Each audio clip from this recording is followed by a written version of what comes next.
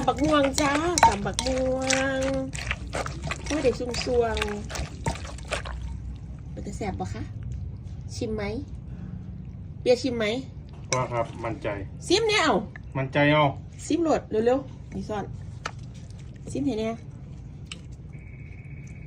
ป้าซิมแจ่แล้วฮะใส่ปลาแดกเพื่อใส่อย่างเพิ่มปะ